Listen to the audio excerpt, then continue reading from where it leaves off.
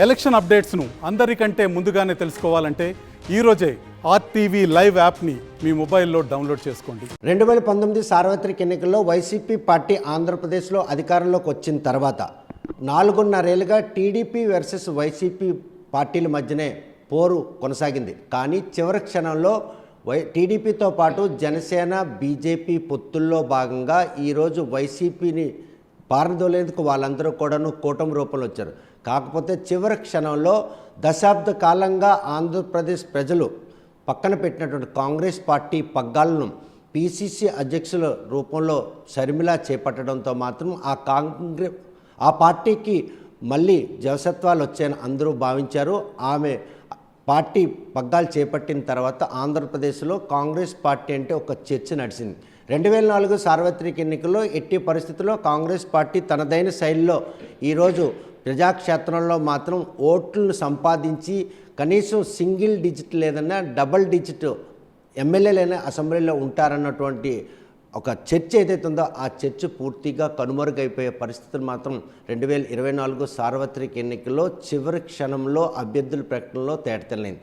కాకపోతే ప్రస్తుతం పెరిగినటువంటి పోలింగ్ శాతం ఈరోజు అధికార పార్టీకి గడ్డు కాలంగా చరిత్ర చెప్తుంటే కూటమికి కలిసి వస్తుందని ఆ పార్టీలు మాత్రం చెంకలు గుర్తున్నాయి. మరి ఈ విషయంలో లైమ్లైట్లోకి వచ్చినటువంటి కాంగ్రెస్ పార్టీ ఏ మేరకు ఓట్లను చీల్చింది, ఆ చీల్చిన ఓట్లు ఎవరికి నష్టం వాటిల్తుందన్న విషయం ప్రస్తుతం మనతో మాట్లాడడానికి శ్రీకాకుళం జిల్లా డీసీసీ అధ్యక్షులు పేడాడ పరమేశ్వరరావు ఎంపీ అభ్యర్థి మనతో ఉన్నారు.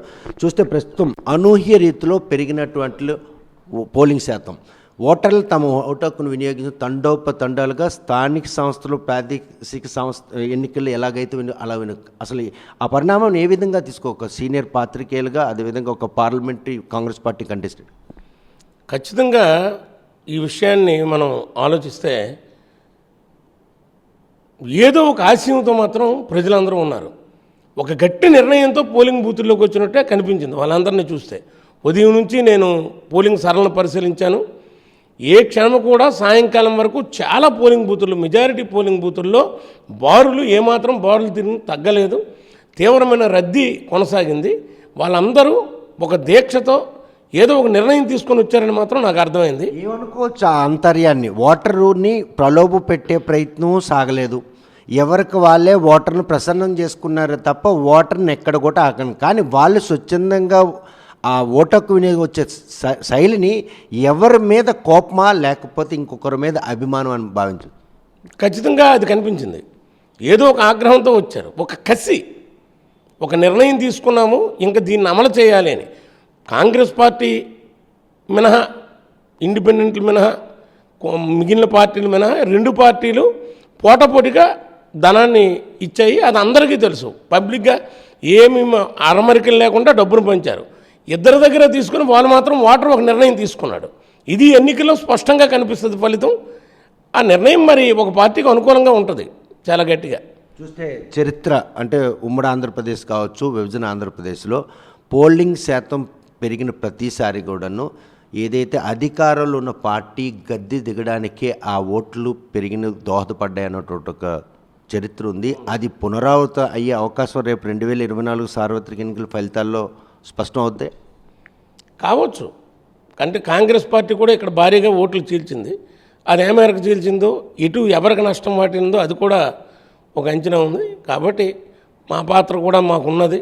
మేము కూడా ఇంకా అంచనాలు వేస్తున్నాం. ఏదేమైనా సరే ఇది మీరన్నది జరగచ్చు. రాష్ట్రం విభజించారన్న పాపానికి దశాబ్ద కాలం పాటు ఇప్పటికి కూడా ఆంధ్రప్రదేశ్ ప్రజలు కాంగ్రెస్ పార్టీని హక్కును చేసుకునే పరిస్థితి. పొరుగునున్నటువంటి తెలంగాణలో కాంగ్రెస్ పార్టీ అధికారంలోకి వచ్చిన తర్వాత ఈరోజు దివంగత నేత వైఎస్ రాజశేఖర రెడ్డి కూతురు షర్మిల ఈరోజు పీసీసీ పగ్గాలు చేపట్టిన తర్వాత కాంగ్రెస్ పార్టీ ఈసారి ఎట్టి పరిస్థితుల్లో కూడాను ప్రజామన్నను పొందే అవకాశాలు ఉన్నాయన్నటువంటి తొలినాటి జోరు సీట్లు బటవాడ విశేషంగా ఆ పార్టీకి ఎందుకు అంతలా అనిశ్చిత నెలకొంది? అనిశ్చిత ఏం లేదు. కాంగ్రెస్ పార్టీ చివరి వరకు పోరాడింది. శ్రీకాకుళం జిల్లా మేరకు సీట్ల కేటాయింపు కూడా చక్కగా జరిగింది. 1-2 ఇన్సిడెంట్స్, 1-2 నియోజకవర్గాల్లో అటు ఇటుగా ఉంటుంది. పార్టీ నిర్ణయం తీసుకుంటుంది. చాలా ఆలోచించి నిర్ణయం తీసుకోవచ్చు. మిగిలిన అన్ని నియోజకవర్గాల్లో, శాసనసభ నియోజకవర్గాల్లో టికెట్ల కేటాయింపు కానీ, పార్లమెంట్లో నాకు కానీ వాళ్ళు ముందు నుంచి ఏదైతే ఏ స్ట్రాటజీ మీద అయితే అనుకున్నారో అదేవిధంగా ఇచ్చారు. ఇందులో వర్కింగ్ ప్రెసిడెంట్ గారి అభిప్రాయాలు తీసుకున్నారు. మా జిల్లా మేరకు నేను చెప్తున్నాను. ఇవన్నీ బాగానే చివరి వరకు మేము పోరాటంలో ఉన్నాం. ఏదైతే ఎన్నికలకి 4 రోజుల ముందు నుంచి ధనము మద్యము ఏరులై పారిందో అక్కడ మా అభ్యర్థులు అన్నటువంటిది కొద్దిగా ఆ పోటీలో వెనుకబాటు తప్పింది. ఖచ్చితంగా వెనుకబడ్డాం. మేము డబ్బుని ఇవ్వలేకపోయాం.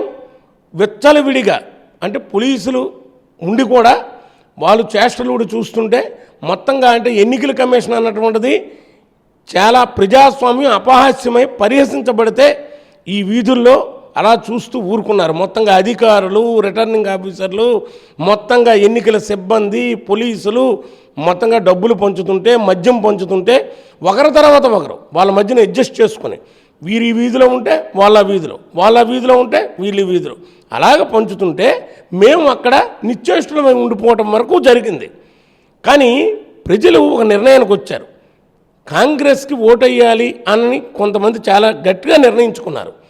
వాళ్ళు కొంతమంది శ్రీకాకుళం జిల్లాలో మరొకటి కూడా ఉంది. క్రాస్ ఓటింగ్ అనేది వీళ్ళకి వెనతో పెట్టిన విద్య. గత ఎన్నికల్లో మీరు చూసారు 2019, అంతకు ముందు ఎన్నికల్లో కూడా మనం చాలాసార్లు చూసాం. ఒకసారి కృపారాయణ గారు కాంగ్రెస్ పార్టీ మొత్తంగా అన్ని శాసనసభ నియోజకవర్గాలు వచ్చి అప్పుడు తెలుగుదేశం ఎంపీని గెలిపించారు. ఇలాగూ క్రాస్ ఓటింగ్ ఎవరికి లబ్ధి చేకూరిందనేది తెలియదు. కాంగ్రెస్ పార్టీకి ఏదో ఒక విధంగా ఎంపీ ఎమ్మెల్యే ద్వారా కానీ క్రాస్ ఓటింగ్ కూడా బాగా జరిగింది. కనుక ఈ క్రాస్ ఓటింగ్ క్రమంలో కాంగ్రెస్ పార్టీ ఏ పార్టీ ఓట్లని ఈరోజు ఆకట్టుకోవడానికి మీకు ఈ రెండు అంటే ఒకవైపు కూటమి అభ్యర్థులు, మరోవైపు వైసీపీ అభ్యర్థులు, ఏ ఓటర్స్ని మీరు ఆకట్టుకున్నారు? 2 రకాలండి. ఇక్కడ ఈ జిల్లాకు వచ్చేసరికి ఒక ప్రత్యేకమైన పరిస్థితి ఉంది. సామాన్య ప్రజల నుంచి వైసీపీ నుంచి ఓట్లు వచ్చేటువంటి అవకాశం కొంత ఉంది. అలాగే మేధావర్గం గతసారి విపక్షానికి ఓట్లు వేశారు చాలా ఎక్కువగా. ఈరోజు 38,000 నుంచి 42,000 పోలే అంటున్నారు. పోస్టల్ బ్యాలెట్లు ఇంకా లెక్కలు 42,000 అంటున్నారు. 42,000 పోస్టల్ బ్యాలెట్లో మేమంటాము ఎక్కువగా తెలుగుదేశం పార్టీకి వేయవలసినవి, వైసీపీకి వేయవలసినవి 2 కూడా మాకు వచ్చాయి. మాకు కొన్ని వచ్చాయి. ఎన్ని వచ్చినా అవి 2 పార్టీల నుంచి మాకు వచ్చినట్టే.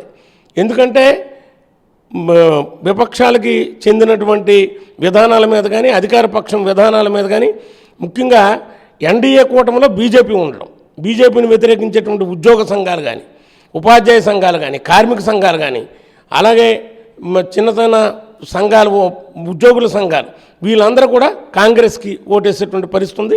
వాళ్ళ కుటుంబ సభ్యులు కూడా వేసేటువంటి పరిస్థితి ఉంది. 2014లో రాష్ట్ర విభజన పాపానికి కాంగ్రెస్ పార్టీకి ఓటు వేయకూడదని నిర్ణయించుకునే చాలామంది ఆ అభిమానాన్ని మాత్రం చాటుకున్నారు. అక్కడ పర్సంటేజ్ పెరిగిన అంటే మీరు ఊహించిన దానికంటే ఎక్కువ 2019లో ఆ పర్సంటేజ్ శాతం తగ్గింది. ఈసారి 2014 పునరవుతుందా లేకపోతే 2019 స్టాండ్లోనే ఈరోజు కాంగ్రెస్ పార్టీ ఈరోజు పోలింగ్ శాతంలో మీరు పర్సంటేజ్లు ఉంటాయి? పర్సంటేజ్ ఖచ్చితంగా పెరుగుద్ది, చాలా పెరుగుద్ది. పర్సంటేజ్ మీద మేము చాలా ఎక్కువ ఆశలు పెట్టుకున్నాం. పర్సంటేజ్ పెరుగుద్ది. మేము గట్టి పోటీ కూడా ఇస్తాం.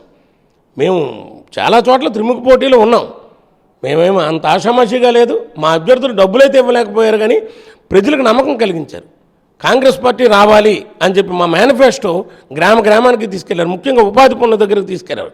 ఉపాధి కూలీలకి వేతనం పెంపు కానీ, 400 రూపాయలు కనీస వేతనం చేయడం కానీ, అలాగే మహిళలకు పథకం కానీ, మహిళలకు అభయం ఇచ్చేటువంటి పథకం కానీ, ఇటువంటివన్నీ ఉన్నాయి. ఉద్యోగస్తులకి, అనేకమైన నిరుద్యోగులకు ఇచ్చేటువంటి మన హామీ కానీ. మీ మేనిఫెస్టోని సామాన్యులు ఏవైనా కనీసం ఆకట్టుకునే పరిస్థితి ఉందా? అసలు ఒక్క కాంగ్రెస్ పార్టీ మేనిఫెస్టో మాత్రమే జనం మధ్యన చర్చకొచ్చింది. ఈ 2 పార్టీల మేనిఫెస్టోలో అసలు చర్చకే రాలేదు.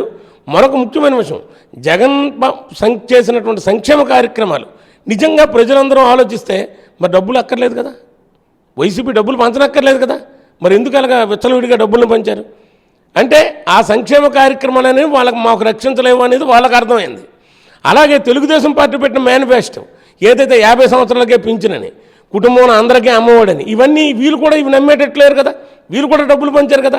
2 పార్టీల మేనిఫెస్టో మీద చర్చ జరగలేదు. ఒక కాంగ్రెస్ పార్టీ మేనిఫెస్టో మాత్రం ప్రజలు ఆలోచించారు. మాకు వచ్చిన ఓట్లు రాహుల్ గాంధీ ప్రధాని కావాలని వచ్చినవి, ఈ రాష్ట్రంలో ప్రభుత్వం మారాలని వచ్చినవి, మా మేనిఫెస్టోని అభిమానించి వచ్చినవి, కాంగ్రెస్ పార్టీ మాత్రమే ఈ దేశానికి ఏమైనా చేయగలదని వచ్చినవి. అవి ఎంత శాతము అన్నటువంటిది ఈ హోరాహోరీ పోరులో మా శాతం మాకు ఉంటుంది, మా పర్సంటేజ్ పెరుగుద్ది. ఈ జిల్లాతో రాజకీయ పరంగా చాలా సన్నిహిత సంబంధాలు ఉన్నాయి. ఒక సీనియర్ పాత్రికేయులకు చాలా అంటే గెలుపు ఈసారి సార్వత్రిక ఎన్నికల్లో శ్రీకాకుళం జిల్లా అంటే ఉమ్మడి శ్రీకాకుళం జిల్లాలో ఏ పార్టీకి సంబంధించినటువంటి అధిక ఎమ్మెల్యేలు గెలిచాక మీరు ఒక రాజకీయ పార్టీ మీరు గెలుస్తారని భావిస్తున్నారు, కాదనట్లేదు. కాకపోతే జనాదరణ ఉందా లేదన్న ఒక డైనామాలో ఉన్న నేపథ్యంలో ప్రస్తుతం ఉమ్మడి శ్రీకాకుళం జిల్లాలో ఉన్న 10 నియోజకవర్గాల్లో ఏ పార్టీ ఎన్ని సీట్లను కైవసం? నేను జర్నలిస్టుగా ఇచ్చిన ప్రతి ఎన్నికల్లోనూ 85 నుంచి 83 ఎన్టీఆర్ వచ్చినప్పటి నుంచి ఇచ్చినటువంటి ప్రతి ఎన్నికల్లోనూ నా సర్వే ఫలితాలు ఈ జిల్లాలో స్పష్టంగా వచ్చాయి. నేను ఈ జిల్లాకు పరిమితమయ్యే సర్వే ఫలితాలు ఇచ్చాను. అయితే ఈరోజు నేను లోపల ఉన్నాను, గ్రౌండ్లో ఉన్నాను. గ్రౌండ్లో ఉండి ఫైటింగ్లో నేనున్నాను కాబట్టి నాకంతా నేను అనుకున్నదే నేను చాలా ఎక్కువ ఓట్లు మాకు వస్తాయి అన్నటువంటి దీంట్లో ఉన్నాను. నా నమ్మకంతోనే నేను యుద్ధం ఎప్పుడు గెలుస్తామనే చేయాలి కదా. ఈవేళకి 4వ తేదీ వరకు నేను కత్తి పట్టుకునే ఉన్నాను. కనుక నేను అది చెప్పలేను, కానీ ఒక జర్నలిస్ట్గా మాత్రం ఒకటి చెప్పగలను.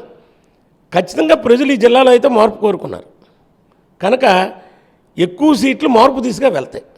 అది చూస్తే కనుక 2024 సార్వత్రిక ఎన్నికల్లో పోలింగ్ శాతం పెరగడం మాత్రం ఓటర్లు కసితో తమ ఓటు హక్కును వినియోగించుకుని ఏదో మార్పు దిశగా వారు తీసుకున్న నిర్ణయమే ఈరోజు ఓటర్లు పెద్ద సంఖ్యలో పోలింగ్ కేంద్రాల వద్దకు వచ్చి తమ ఓటు హక్కును వినియోగించుకున్న ఈ పరిణామాలు మాత్రం శ్రీకాకుళం జిల్లా రాజకీయ చరిత్రలో చూసుకుంటే కనుక ఓటర్ తన ఓటు హక్కును నిర్భయంగా వినియోగించుకునే అవకాశం అధికార యంత్రాంగం కల్పించిన 2 ప్రాంతీయ పార్టీలు, ఇటు కూటమిపై సంబంధించిన అభ్యర్థులు కానీ అధికార పార్టీ అభ్యర్థులు విచ్చలవిడిగా డబ్బు మద్యం పంపిణీ చేస్తూ కాంగ్రెస్ పార్టీ ధీటైనటువంటి పోటీ ఇచ్చినప్పుడు కూడాను ఆ విషయంలో తమ వారితో పోటీ పడలేకపోయినా రాహుల్ గాంధీ అంటే కాంగ్రెస్ పార్టీ మేనిఫెస్టో విషయం మాత్రం సామాన్య ప్రజానీకం అంతా కూడాను చర్చించుకున్నారు. వైసీపీ కానీ కూటమి అభ్యర్థులు మేనిఫెస్టోలు ఏవైతే ఉన్నాయో ఆ అంశాలన్నీ కూడాను ఈరోజు డబ్బులు అవసరం లేనటువంటి మేనిఫెస్టోలు ప్రకటించిన తర్వాత కూడా ఓటర్లకు పెద్ద మొత్తంలో నగదు పంపిణీ చేసి ఓటర్లను ఆకట్టుకు వారు చేసిన ప్రయత్నం ఈరోజు వారి పాలిటి శాపంగా మారబోతుంది. శ్రీకాకుళం జిల్లాలో మాత్రం ఈసారి ప్రజలు మార్పు కోరుకుంటున్నారు అనడంలో ఈ పెరిగినటువంటి పోలింగ్ శాతం దోహదపడుతుందని పరమేశ్వర్ స్పష్టం చేస్తున్నారు. వీడియో జర్నలిస్ట్ రామకృష్ణతో సత్యం, RTV శ్రీకాకుళం. మరిన్ని వీడియోస్ కోసం ఛానల్ ని సబ్స్క్రైబ్ చేయండి, లేటెస్ట్ అప్డేట్స్ కోసం వాట్సాప్ ఛానల్ ని ఫాలో చేయండి అండ్ లింక్ డిస్క్రిప్షన్ లో ఉంది.